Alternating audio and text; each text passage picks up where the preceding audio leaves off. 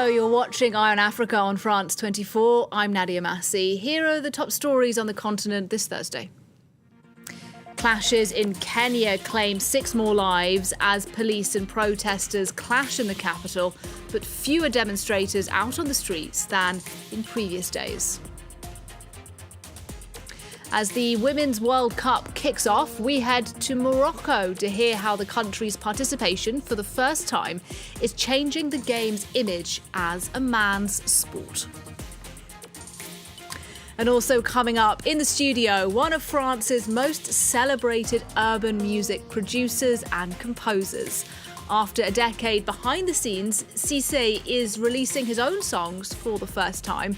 I ask him about his musical inspirations. Welcome to the programme. First, there have been isolated clashes in Nairobi, Kenya this Thursday, although the capital was far calmer than in previous days, with most Kenyans appearing to ignore a call by the opposition to join the anti-government protests in the streets. The demonstrations earlier this week, though, were met by a harsh police crackdown. Independent monitors say 6 people were killed on Wednesday, bringing the total toll to 33 lives. With more, here's Kamina Delek. An opposition stronghold. Clashes broke out between police and demonstrators in the Kibera slum on Thursday. Police responded with tear gas and live rounds. It's not the fault of the youth that are on the streets. It's the frustrations of life. We don't have any employment. That's why we are finding ourselves in this situation. When you see the youth in the streets, it's because they don't have any jobs. Opposition leader Raila Odinga had called for 3 days of anti-government demonstrations, but on Thursday the protests did not spill over into other neighbourhoods in the capital, though several were killed and over 300 people arrested the day before. Odinga first mounted his campaign against the Kenyan government in March, spurring his supporters to take to the streets over Kenya's cost of living crisis and over what he says is a stolen election. President William Ruto has called for calm. Every part of Kenya have said we cannot sabotage our economy using violence and destruction of business and destruction of property. Kenya is the only place we have to call home, and we must protect it by all means. We must protect our democracy. We must protect the peace in our country, because it is a collective responsibility of all of us as citizens. Since the start of the demonstrations, at least 20 protesters have been killed, and Amnesty International has decried an excessive use of force. In other news, this week, Ghana's parliament came one step closer to passing a controversial anti-LGBT bill, which would criminalise same-sex relations if it became law.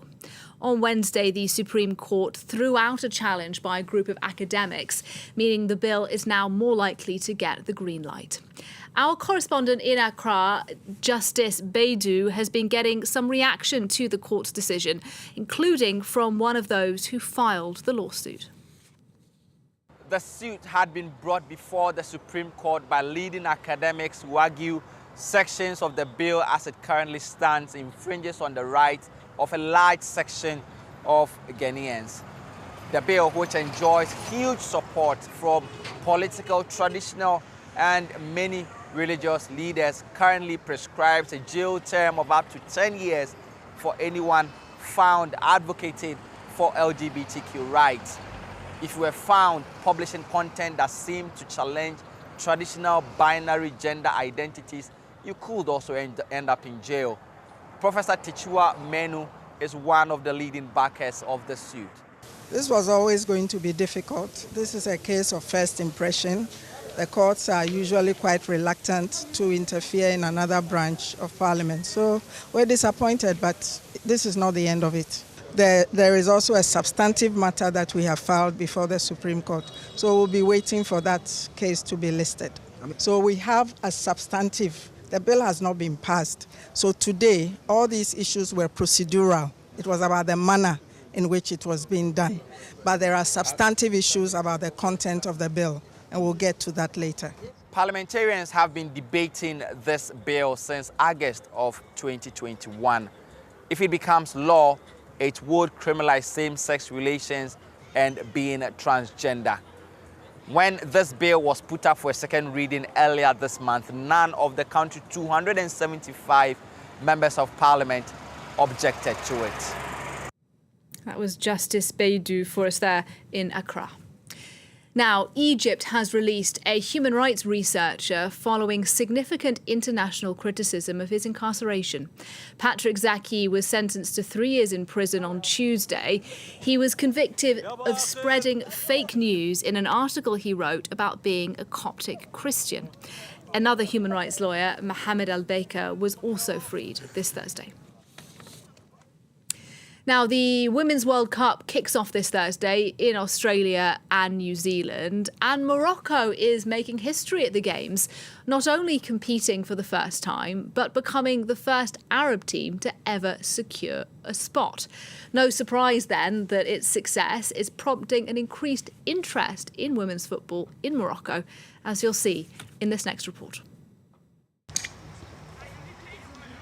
They have yet to play a single match, but the Atlas Lionesses have already made history as the first Moroccan team ever to qualify for the FIFA Women's World Cup. I cannot describe how I feel. It's more than wonderful to be the first generation to qualify for the World Cup, both as Moroccans and Arabs. We will represent all Arabs at this great event that anyone would hope to be a part of. We feel great joy and pride. We hope to be fully ready. Coach Reynald Pedros took the reins in 2020 after leading the French Olympique Lyonnais to back-to-back UEFA Women's Champions League victories. He and the Lionesses look set to replicate that success. The team secured their spot in the tournament after a maiden Africa Cup of Nations in Rabat last year. That saw them make it all the way to the finals before they were defeated by South Africa. The championship gave women's football in Morocco a boost and changed the game's image as a man's sport. The qualification of the national team opened many doors and also changed the way parents thought. This was a catalyst that increased demand for football. Before it was different because of the traditions. They used to refuse to have a girl play with a boy. Now it's different. Morocco will be facing off against Germany in its first match on Monday. Well, we end the programme with some music. Seysey is a celebrated composer and producer here in France, working with stars like Aya Nakamura and Dadju. Now, he's also collaborated with plenty of artists on the continent, from Algeria all the way to South Africa. And now, after more than a decade behind the scenes of music making, he's releasing his own records. Here's a little of one of the tracks. It's called Mia.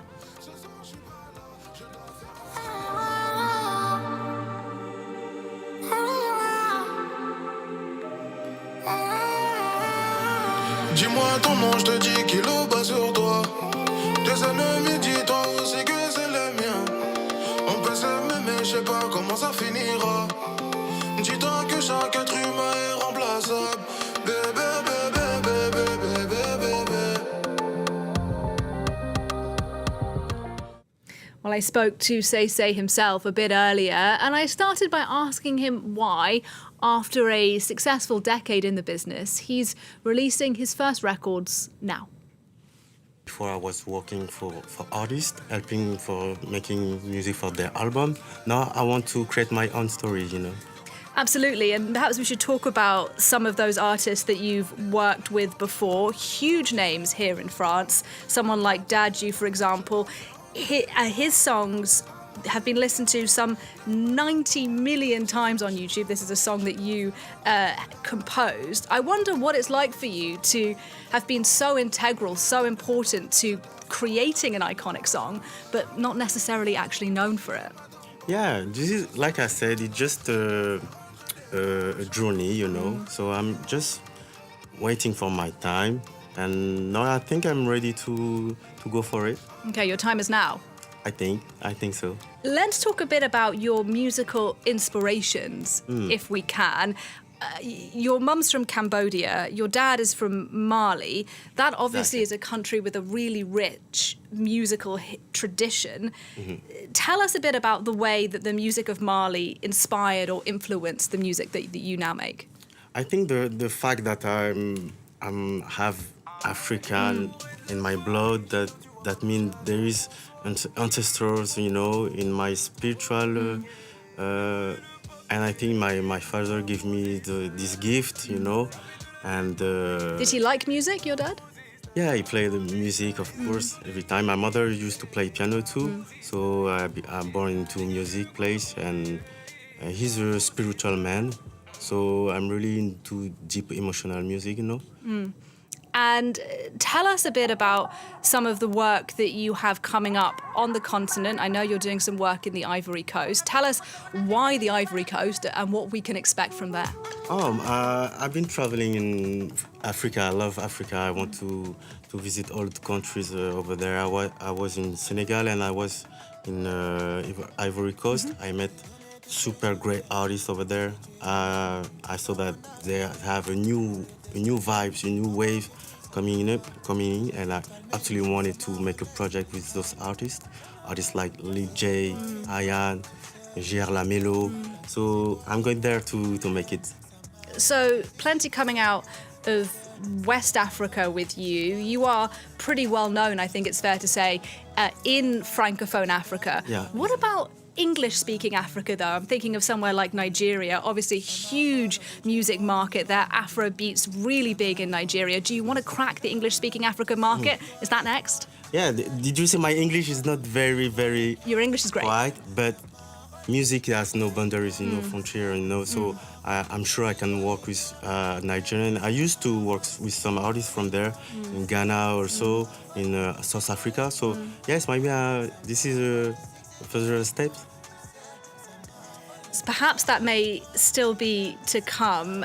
Finally, can I just ask you, pick for us, out of somewhere, if you could work with one artist, a fantasy artist, whether they're African, French, American, who's it going to be? An artist like... Yeah, an artist alive today, your dream artist to work with, to collaborate with. Maybe not a dream, but I would love to work with... I prefer to work with new artists that not known and make him famous. This is my goal, and I want to search into every country to find who is the new diamond, the next one. Okay, so you won't tell us who it is. You'll keep us guessing. But can I ask you? I said that was the last question, but can I actually ask you one more? This is something my colleagues wanted me to ask you.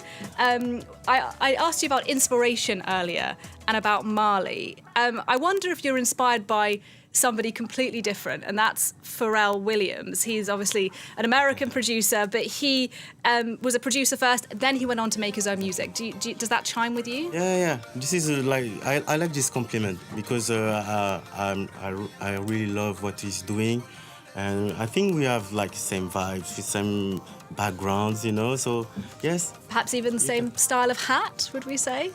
Yeah, exactly. Yeah. We used to meet. Yeah. We used to meet. Oh, you've met him? Yeah, he saw my hat. He was like, who is this fool guy? And I was like, yeah, check me. Yeah, because he's quite into fashion, and I guess you are exactly. as well. Yeah, I love fashion. I like to mix different kind of art, dance, mode, music. Yeah. Okay, and just tell us, if viewers want to hear more of their music, when will it all be out? When can they find it? Oh, just stay tuned. You can find me on Instagram, Seysey Prod, TikTok, Snapchat, and you will see. All right, lots more still to come. Seysey, thank you so much indeed. We're going to end the show then with some more music from you. This is also from your EP. It's called Samachol. Let's take a listen to that, and thank you. Samachol, forgive me. It is Samachol by Seysey. Thank you very much for watching, and Seysey, thank you. Thank you so much.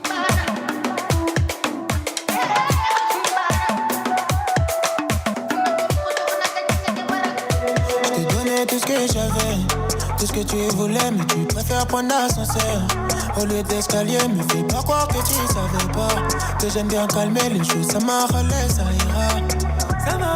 Tu sais que c'est toi et moi, tu sais, ça m'a relais. L'avenir c'est toi et moi, je t'aime, ça m'a relais. Tu sais que c'est toi et moi, tu sais.